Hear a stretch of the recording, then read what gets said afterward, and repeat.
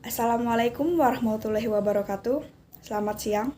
Saya Vina Sulistianirum. Pada kesempatan kali ini, saya akan membahas poin-poin penting tentang bahasa, terutama bahasa Indonesia.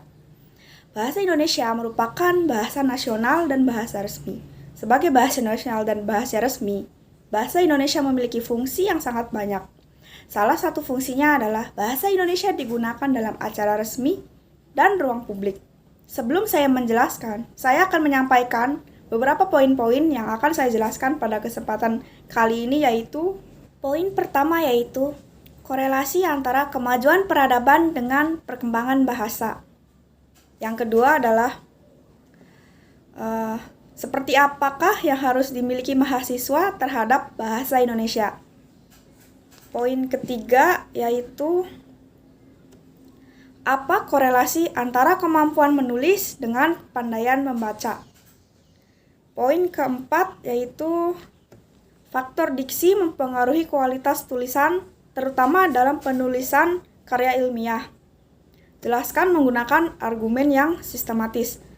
Dan poin yang terakhir yaitu kalimat majemuk bertingkat yang menyatakan perbandingan syarat dan implikasi. Menurut pendapat saya, korelasi antara kemajuan peradaban dengan perkembangan bahasa adalah ditandainya wujudnya peradaban adalah berkembangnya ilmu pengetahuan seperti fisika, kimia, geometri, aritmetik, astronomi, optik, kedokteran, dan sebagainya. Bahkan, maju mundurnya suatu peradaban tergantung atau berkaitan dengan maju mundurnya ilmu pengetahuan.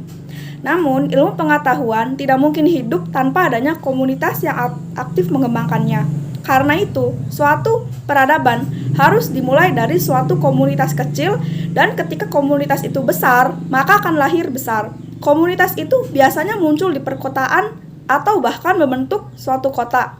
Dari kota itulah akan terbentuk masyarakat yang memiliki berbagai kegiatan kehidupan yang daripadanya timbul suatu sistem kemasyarakatan dan akhirnya lahirlah suatu negara. Tanda-tanda lahir dan hidupnya suatu peradaban adalah berkembangnya teknologi. Namun di balik faktor aktivitas dan kreativitas masyarakat masih terdapat faktor lain yaitu bahasa. Karena bahasa merupakan media untuk menyampaikan sebuah gagasan. Sebaik apapun pemikiran seseorang, tanpa bahasa adalah suatu kenihilan. Tanpa bahasa, maka tiada pula kemampuan manusia untuk meneruskan nilai-nilai, pola perilaku, dan benda-benda budaya dari suatu angkatan kepada angkatan penerusnya. Lebih dari itu, tanpa bahasa boleh jadi juga akan jauh lebih sulit membayangkan terjadinya pengayaan budaya melalui pertukaran antar kelompok masyarakat. Yang kedua adalah sikap seperti apa yang harus dimiliki mahasiswa terhadap bahasa Indonesia. Pendapat saya adalah karena bahasa Indonesia adalah jati diri bangsa. Menggunakan bahasa Indonesia berarti memiliki jiwa nasionalisme yang tinggi kepada NKRI melalui bahasa Indonesia. Penggunaan bahasa Indonesia harus dilakukan gerakan secara nasional karena dengan bahasa Indonesia telah memperkokoh persatuan dan kesatuan bangsa Indonesia. Maka sepatutnya kita sebagai mahasiswa harus bangga menggunakan bahasa Indonesia dan mempelajarinya dengan baik. Karena walaupun saya sendiri adalah mahasiswa jurusan bahasa asing, khususnya bahasa Jepang, tetapi saya juga perlu untuk mempelajari bahasa Indonesia dengan baik dan benar dan sesuai kaidah bahasa Indonesia. Karena itu juga berguna untuk membuat karya ilmiah seperti proposal, penelitian, makalah, dan bagian pentingnya bahasa Indonesia ini sebagai alat komunikasi antar mahasiswa dan dosen. Pembelajaran bahasa Indonesia terdiri dari 4 aspek kemampuan berbahasa. Keempat aspek kemampuan tersebut meliputi menyimak, berbicara, membaca, dan menulis. Dalam praktik berbahasa seseorang, keempat kemampuan tersebut saling berkaitan dan tidak dapat dipisah-pisahkan. Dalam pembelajaran bahasa Indonesia tidak lepas dari kegiatan membaca. Salah satunya adalah membaca pemahaman. Membaca pemahaman merupakan salah satu kegiatan yang penting dalam rangka memperoleh ilmu pengetahuan, informasi, serta memperoleh hiburan. Karena dengan membaca dapat membantu untuk memahami setiap maksud yang disampaikan dalam bentuk tulisan. Selain kemampuan membaca, salah satu aspek keterampilan dalam pembelajaran bahasa Indonesia yang juga sangat penting adalah kemampuan menulis. Menulis adalah kegiatan komunikasi berupa penyampaian pesan secara tertulis kepada pihak lain. Menulis sangat penting bagi seseorang karena dengan menulis dapat meningkatkan kecerdasan, mengembangkan daya inisiatif dan kreativitas, menumbuhkan keberanian, serta merangsang kemauan dan kemampuan mengumpulkan informasi. Membaca dan menulis memiliki hubungan yang sangat erat. Dengan membaca, wawasan dan pengetahuan kita menjadi berkembang, sedangkan menulis adalah menuangkan wawasan dan pengetahuan kita ke dalam bentuk tulisan. Membaca adalah suatu proses awal yang tidak bisa ditinggalkan dalam menulis. Untuk menghasilkan sebuah tulisan yang baik, maka seseorang haruslah banyak membaca. Salah satunya adalah membaca pemahaman. Dengan membaca pemahaman, banyak sekali manfaat yang diperoleh untuk meningkatkan keterampilan menulis, yaitu membaca memperluas wawasan dan pengetahuan, meningkatkan dan melatih daya pikir. Membaca dapat memperkaya kosakata, pilihan kalimat, sehingga mudah untuk menuangkan ide-ide dan gagasan dalam sebuah tulisan. Yang keempat adalah sejauh mana faktor diksi dalam mempengaruhi suatu kualitas tulisan, terutama karya tulis ilmiah. Dalam berbahasa dan untuk membuat suatu karya tulis ilmiah, diksi memiliki beberapa fungsi, yaitu yang pertama, membantu dalam mengungkapkan ide secara verbal. Yang kedua, memberi bentuk gagasan yang tepat dalam berbahasa. Yang ketiga, mempermudah proses komunikasi antar sesama manusia. Yang keempat, menciptakan kondisi yang kondusif dan baik saat berkomunikasi.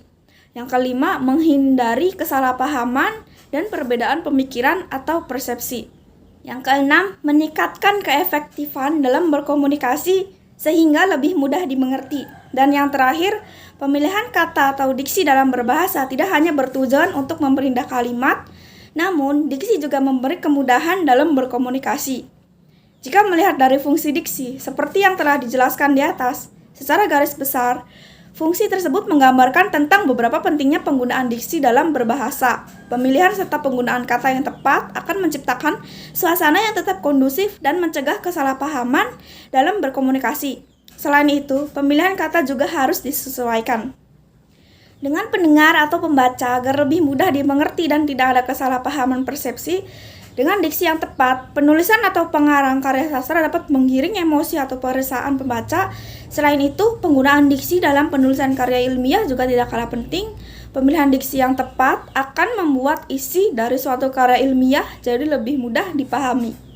Dan yang terakhir adalah membuat kalimat majemuk bertingkat dengan menyatakan perbandingan, syarat, dan implikasi. Yang pertama yaitu kalimat majemuk bertingkat, hubungan perumpamaan atau perbandingan. Dihubungkan dengan kata tugas seperti daripada, ibarat, seperti, laksana, dan bagaikan.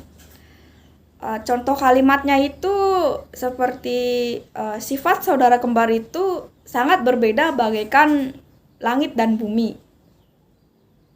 Yang kedua yaitu kalimat majemuk bertingkat, hubungan syarat.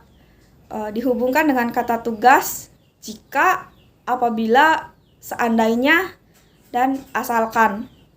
Contoh kalimatnya yaitu semua pekerjaan itu selesai dalam sekejap, asalkan semua orang bergotong royong mengerjakannya. Dan yang terakhir adalah kalimat majemuk bertingkat implikasi atau sebab akibat. Dihubungkan dengan kata tugas, sehingga, dan oleh karena itu. Contoh kalimatnya itu kemarau tahun ini sangat panjang sehingga banyak desa yang mengalami kekeringan. Itulah 5 poin yang saya jelaskan pada kesempatan kali ini. Kurang lebihnya mohon maaf. Wassalamualaikum warahmatullahi wabarakatuh.